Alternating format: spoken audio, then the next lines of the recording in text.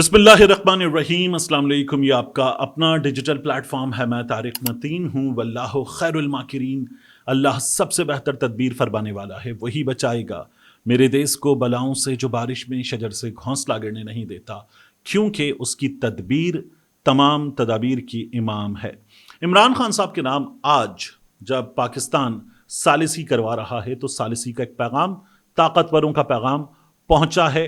इस पैगाम को इमरान खान साहब तक पहुंचाया जाए और ये पैगाम दूसरी तरफ भी कि ये पैगाम पहुंचा दिया गया है। ये काम हुआ है, इसकी बात थोड़ा आगे जाकर इस वीडियो में करेंगे। लेकिन मैं आपको बताऊं कि ट्रंप की चीखें जो हैं वो अब हमें पहले से ज़्यादा ज़ोरदार अंदाज में सुनाई दे रही हैं। ट्रंप की इन चीखों पर बात होगी, मगर उससे पहले ख्वाजा आसिफ साहब ने एक्स पर जो अपनी पोस्ट डिलीट की, वो डिलीटेड पोस्ट, और ये अमल फेसबुक और इंस्टा तक भी पहुंच गया है, हर जगह से पोस्ट डिलीट कर दी गई है। इन हालात में जो लोग गालियां दे रहे हैं, गद्दारी के फतवे बांट रहे हैं और ये कह रहे हैं कि देखो ख्वाजा आसिफ ने बड़ा ज़बरदस्त काम किया था, कई घंटे रखा और अमेरिका की नाजायज़ औलाद को पैगाम पहुंच गया था और उसके बाद अब डिलीट कर भी दिया, तो क्या हुआ? तो बात यह कि इंडिया में जो हो रहा है, बाज़ बैनुल-अक़वामी प्लेटफॉर्म्स पर जो हो रहा है मीडिया के, उसको आप देखें तो आपको अंदाज़ा होगा कि हुआ क्या है। आपका मजाक इस बात पर उड़ाया जा रहा है कि आप पर जब दबाव डाला गया तो आपने पैगाम को डिलीट कर दिया हर जगह से। तो ये मेरे आपके अमेरिका की नाजायज़ औलाद के बारे में जज्बात हैं। पॉलिटिक्स में हम डिफरेंस ऑफ ओपिनियन रख सकते हैं, मगर फिर भी हमें यह पता है कि हम सब के अमेरिका की उस नाजायज़ औलाद के बारे में ये जज्बात हैं और हम ऐसा ही समझते हैं। हम ये समझते हैं कि गुंडागर्दी की गई, हम ये समझते हैं कि जो फ़लस्तीन में किया गया, जिस तरह से नस्ल कुशी की गई, जुल्म अजीम है। जो ईरान के साथ किया गया, ईरान पर जंग मुसल्लत की गई, जुल्म है। और फिर उसके बाद ये उसके बारे में मेरे आपके ख्यालात के अलावा हमारी रियासत की पॉलिसी है, हमारे पासपोर्ट पे लिखा है। तो ठीक है, लेकिन ख्वाजा साहब ने जब ये कर दिया तो उसके बाद डिलीट करना पड़ा। वो कहते हैं ना, नानी ने खसम कीता बुरा कीता, करके छड़ देता होर बुरा कीता। तो ये करना पड़ा, इसलिए अब आपकी जगहसाई हो रही तो आप सबको गालियां दे रहे हैं पागल होके। ये सिलसिला बंद कीजिए, सब्र कीजिए, आराम से बैठ जाइए। अब आपके साथ जो होनी थी वो हुई है, हो रही है, इसमें कोई और कुछ नहीं कर सकता। इस पर अब आपको सिर्फ शाबाशी दी जा सकती है, डिलीट करने पर वहां से भी, हमारे यहां से भी। इस मौके पर ये ट्वीट करने का था नहीं, कर दिया था आपने, अब डिलीट कर दिया। तो जो किया है आपने किया है, लोगों को गालियां मत दीजिए और अपने ट्रोल्स को आराम से बिठा दीजिए। उनको आपने जो भी माजून, जो भी कुश्ता खिलाया है, वो अब उनके मैदे साफ करके उनको आराम से बैठने का कोई मौका दीजिए, उनकी ज़बानों को लगाम दीजिए। एक बात। दूसरा, आप ये देखिए कि हमें ट्रंप की चीखें कैसे नजर आ रही हैं। कीयर स्टारमर, बरतानिया के वजीर आज़म, और डोनाल्ड ट्रंप के दरमियान गुफ्तगू हुई। अब इस गुफ्तगू के बाद फिर हमें वही सुनने को मिला, हाँ आबनाए हुर्मस खुलनी चाहिए, वहां से बहरी जहाज गुजरने चाहिए, आज़ादाना नकलो हरकत होनी चाहिए। और ट्रंप ने फिर वही कहा, नहीं खुलेगी तो पहले से ज़्यादा बम मारूंगा, ख़त्म कर दूंगा, तहजीब ख़त्म कर दूंगा, कुछ नहीं बचेगा। जो ट्रंप का तरीक़ाकार है, ट्रंप जो कर सकता है उसने वही किया। लेकिन ईरान क्या करने जा रहा है, बहुत बड़ी खबर है। और खबर यह है कि ईरान अब इस मामले पर ओमान के साथ एक अदद मुज़ाकरात करते हुए मुआहिदा कर सकता है। और आबनाए हुर्मस, देखिए आबनाए हुर्मस का सीन क्या है कि ये ऐसे आगे जाती है, ईरान में ज़मीन में ऐसे कटाव मौजूद है, तो वहाँ ईरान कहता है कि ये ज़्यादा हिस्सा हमारा है। जो कटाव है तो वो तो हमारे यहाँ पानी अंदर आ गया है, तो वो हमारा है। उसके बाद हमारे इंटरनेशनल वाटर्स, तो हमारी हुदूद ज़्यादा है। ओमान भी अपने कुछ दावे रखता है। यूएई का इस पर दावा नहीं है। यूएई ये कहता है कि हमारी सरहदों के करीब तो कुछ जजीरे हैं, उन पर भी ईरान का कब्जा है, तो वो हमारे पास होने चाहिए। यूएई का आबनाए हुर्मस पे दावा नहीं है, इंटरनेशनल वाटर्स पे। सीन क्या है, इंटरनेशनल वाटर्स, किसी मुल्क की ज़मीन ख़त्म हुई, साहिल ख़त्म हुआ, उसके बाद एक एरिया है जो अक़वाम मुत्तहिदा के क़वानीन के मुताबिक है कोई 22 किलोमीटर। अब 22 किलोमीटर आपकी हुदूद हैं पानी के अंदर, उसके बाद इंटरनेशनल वाटर। यहाँ टोटल एरिया ही 30 किलोमीटर का है मैक्सिमम।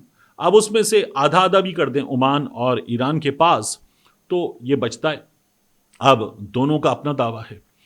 इन हालात में सिचुएशन ये है कि अमेरिका कहता है नहीं जी, किसी का नहीं होगा। और आबनाए हुर्मस के मामले पर ओमान के साथ ईरान एक मुआहिदा करने जा रहा है, और ये कहता है ईरान के उसके बाद मुकम्मल तौर पर मुसल्लह अफवाज के कंट्रोल में आ जाएगी और हम इसको कंट्रोल करेंगे।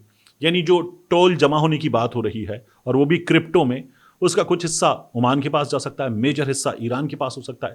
امریکہ کہہ رہا ہے کسی بھی صورت میں نہیں، اور اگر مل کر معاہدہ کر لیں گے تو ہم بھی لیں گے۔ آپ کیوں لیں گے؟ نہ آپ کی یہاں پر حدود، نہ آپ کا کچھ اور، لیکن آپ کو اس میں ٹول چاہیے۔ تو ایران پر یہ باقاعدہ طور پر ونڈا گردی کرتے ہوئے چیز مسلط کرنے کی کوشش کی جا رہی ہے۔ ایران نے انکار کر دیا اس پر۔ خبر یہ آ رہی ہے کہ جو 10 نکات ہیں، ان 10 نکات میں امریکہ ایران کے 10 نکات میں سے بیشتر پر راضی ہے۔ جو امریکہ کے 15 نکات ہیں ان میں آپ دیکھیے کہ ایران جو ہے وہ بہت ہی کم ہے جن کو تسلیم کرنے کو تیار ہے۔ مذاکرات ہوں گے، ظاہر ہے کہ دونوں فریق یہ کریں گے کہ کچھ پیچھے ہٹیں، کچھ آگے بڑھیں، اور کسی ایک جگہ جا کر معاہدہ ہوگا۔ وہ معاہدہ ہمارے سامنے ہو جائے گا اور الحمدللہ ہم اس میں کردار ادا کر رہے ہیں، اچھی بات ہے۔ ٹرمپ نے جے ڈی وینس کو ایران جنگ سے نکلنے کا راستہ تلاش کرنے کی ہدایت دے دی ہے، یہ ڈیلی میل خبر دے رہا ہے۔ یہ خبریں آپ کو کیا بتا رہی ہیں کہ امریکہ اپنے عزائم میں ناکام ہوا، اور عزائم میں ناکام ہونے کے بعد امریکہ سیف ایگزٹ ڈھونڈ رہا تھا، 21 مارچ سے ڈھونڈ رہا تھا۔ یہ تو نیو یارک ٹائمز نے بھی بتا دیا۔ اسی لیے جو ٹرمپ کی لمبی چوڑی پوسٹ ہے نا، جس پوسٹ میں باقاعدہ وہ ٹکر کارلسن کو، باقی صحافیوں کو، ایک خاتون صحافی کو، سب کو گالیاں موجود ہیں۔ تو اسی لیے کہ ٹرمپ جو ہے وہ ناکام ہوا ہے، تو پہلے ایران کو گالیاں دے رہا تھا، اب صحافیوں کو گالیاں دے رہا ہے، CNN کو گالیاں دے رہا ہے۔ یہ اس کی حالت ہو چکی ہے، تو یہ مکمل طور پر ناکامی کی وجہ سے ہے۔ ایران کے نائب وزیر خارجہ سعید خطیب زادہ، انہوں نے یہ کہا کہ آبنائے ہرمز کھل گئی ہے، امریکی بحری جہاز بھی آبنائے ہرمز سے گزر سکتے ہیں۔ تکنیکی وجوہات کی بنا پر ایرانی افواج کے ساتھ رابطہ رکھنا ضروری ہے، آبنائے ہرمز سے محفوظ راستوں کے ذریعے سفر کو یقینی بنائیں گے۔ انہوں نے ایک میپ بھی دے دیا ہے کہ کن ایریاز کو، سمندر کے قریب کن ایریاز کو ہم انسیف سمجھتے ہیں، ابھی اس کی سویپنگ اور کلیننگ باقی ہے، تو آپ ذرا سا دور سے کہاں سے کس جگہ سے ہوتے ہوئے آئیں گے، یہ ایران نے ہدایات جاری کر دی ہیں۔ دوسرا، لبنان کے معاملے پر ایران اپنی جگہ ڈٹا ہوا ہے کہ لبنان سیز فائر معاہدے میں شامل۔ اب تو نیتن یاہو جو ہے وہ بھی کہہ رہا ہے کہ میں نے اپنی ٹیم سے کہہ دیا لبنان سے مذاکرات کر لو، تو وہاں سیز فائر ہو جاتا ہے۔ بہت ہی اچھی بات ہے، الحمدللہ یہ ہو جانا چاہیے۔ یورپین یونین نے لبنان پر حملے روکنے کا جو مطالبہ ہے وہ کیا، اور کہا کہ جنگ بندی معاہدہ اس میں شامل ہے لبنان۔ یہ شہباز شریف کے ٹویٹ میں بھی موجود تھا۔ پھر اس کے بعد عباس عراقچی نے، باقر قالیباف نے، ان تمام نے بتایا کہ یہ معاہدے میں موجود ہے تو اس کا احترام کیا جائے۔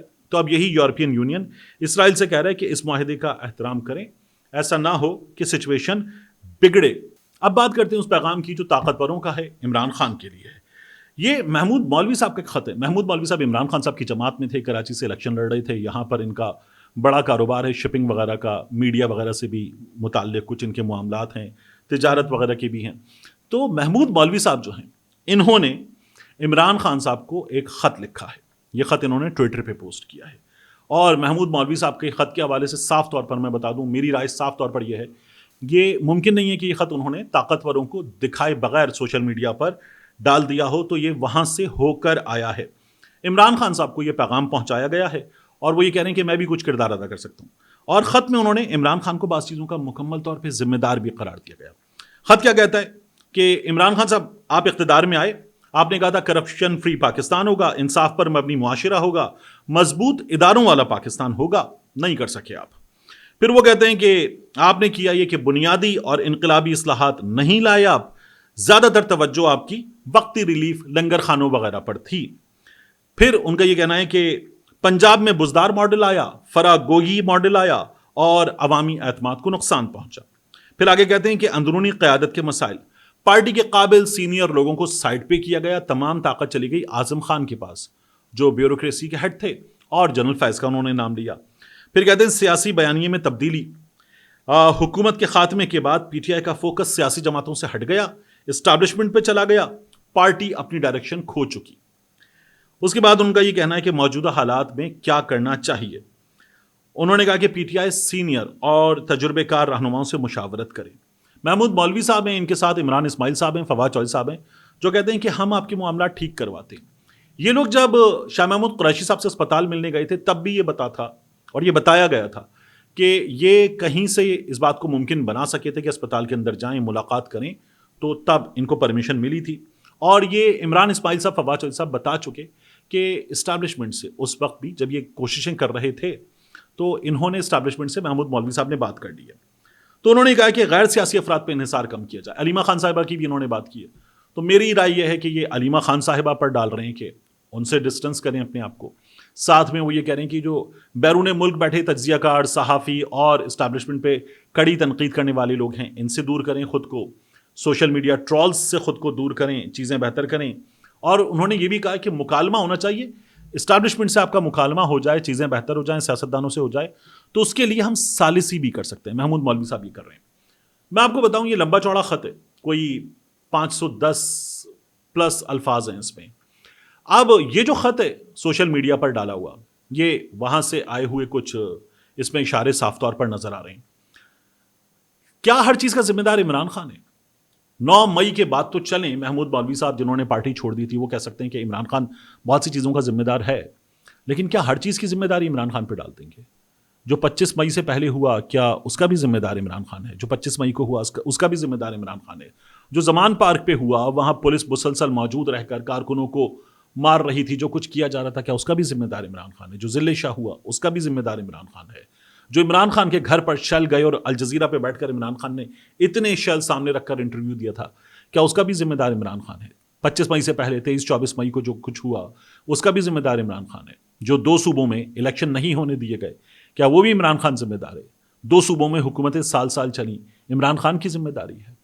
پھر اس کے بعد یہ 8 فروری کو جو کچھ ہوا اور اس کے بعد جس طرح یہ الیکشن کمیشن نے چیزیں کی اور جس طرح کے نتائج آئے اس کا بھی ذمہ دار عمران خان ہے. تو محمود مولوی صاحب جو ہیں وہ کچھ زیادتیاں کر رہے ہیں عمران خان صاحب کے ساتھ. پھر بھی یہ پیغام ہے کہ وہاں سے بات چیت ممکن ہے اور یہ وہیں کا پیغام سامنے لے کر آ رہے ہیں. کیا عمران خان صاحب اس پیغام پر لبیک کہہ سکتے ہیں، بات کر سکتے ہیں کہ چلو ٹھیک ہے بتاؤ کیا کر سکتے ہو؟ نہیں. عمران خان صاحب ان کے پیغام پر تو کم از کم بات نہیں کریں گے. وہ خود اسٹیبلشمنٹ سے بات کرنا چاہتے ہیں اور کہہ چکے ہیں.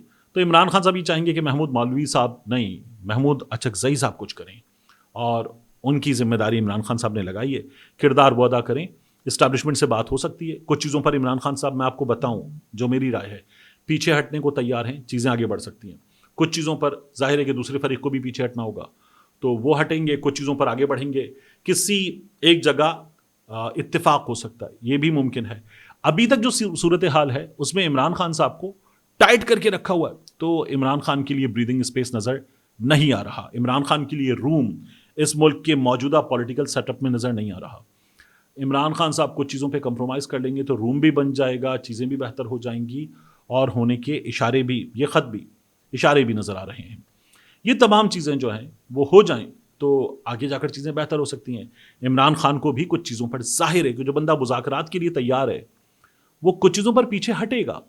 اب وہ کن چیزوں پر پیچھے نہیں ہٹ سکتا وہ اس نے بتا دیا ہے. تو اس لیے مسئلہ بنا ہوا ہے.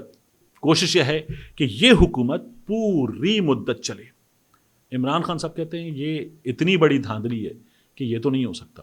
تو یہ بہت بڑا پوائنٹ ہے جس پر معاملات بالکل اٹکے ہوئے ہیں.